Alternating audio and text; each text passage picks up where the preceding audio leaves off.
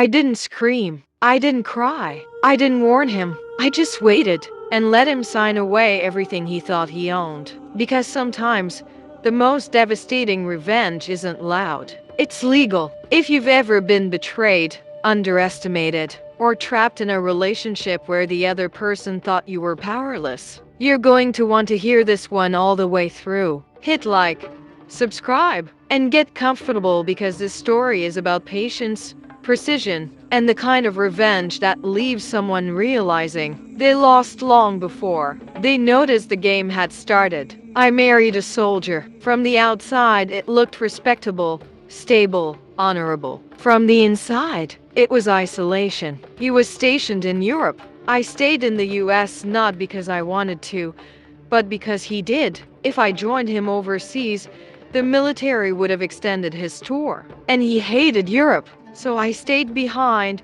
alone, pregnant, postpartum, 2,000 miles from family. And while I was raising our baby by myself, he was cheating, repeatedly. I didn't know it yet, but somehow, he was constantly accusing me. Every phone call felt like an interrogation. Every message carried suspicion. I was exhausted emotionally, physically, mentally, and still trying to keep a marriage alive. Then one day, after months of silence, he came home. He showed up like nothing happened, smiling, apologetic, talking about working things out. And I believed him because I didn't know yet. A month later, I went to a routine postnatal OB appointment. No drama, no warning. Then the doctor came back in and quietly said a word that detonated my entire reality. Chlamydia. My ears rang. My stomach dropped.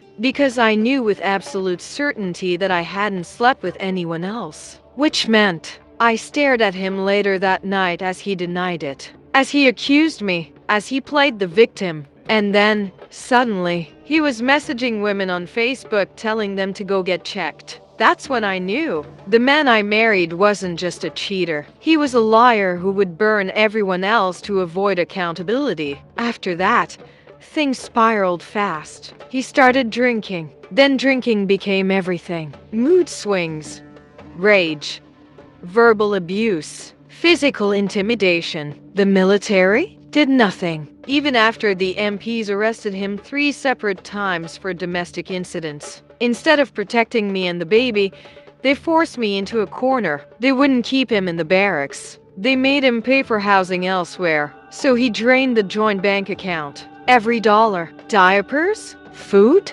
Didn't matter. I was trapped financially, geographically, legally. And that's when I stopped reacting and started planning. I knew one thing for sure. If I tried to leave suddenly, he'd stop me. So I needed a clean exit. A quiet one. When he started talking about re-enlisting, I made a suggestion. A base close to my family. I framed it as support. As a fresh start. As what's best for us. He agreed. We packed up and moved. And I told my parents everything. Because I knew when this broke it was going to break hard. Not long after the move, he had a drinking binge so severe it finally gave me my opening. He threatened suicide. I didn't hesitate. I called the hotline. The MPs showed up. And just like that, he was gone. Psych ward, rehab, 2 strikes deep into the substance abuse program. While he was gone, I packed, quietly,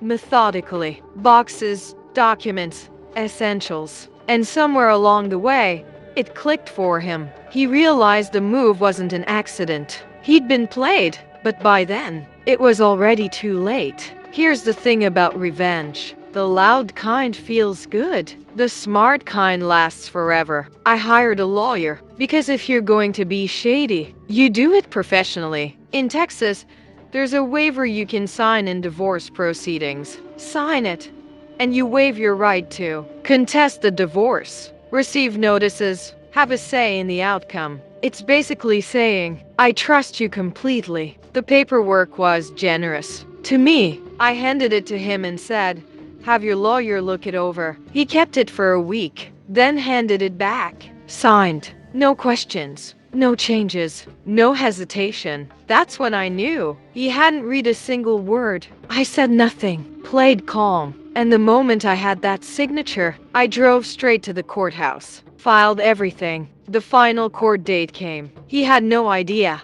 because he waived his right to know. I stood in front of the judge alone. 5 minutes. That's all it took. Gavel down. Marriage over. I dropped off the finalized paperwork at his workplace. As a courtesy, he opened it, read it, and lost his mind. Right there, at work, shouting, panicking, furious. Because he realized something devastating. He didn't lose the divorce in court. He lost it the moment he underestimated me. The last thing he ever said about it, "I can't believe how sneaky you are." And I smiled. Because sneaky is what people call you. When they're furious, you were smarter than them. Here's the truth. I didn't destroy him. He did that himself. All I did was stop protecting him from the consequences. If this story gave you chills, hit like and subscribe for more real-life revenge stories that prove patience beats rage every time. And tell us in the comments, what's the smartest revenge you've ever seen? Because sometimes, karma doesn't miss. It just waits.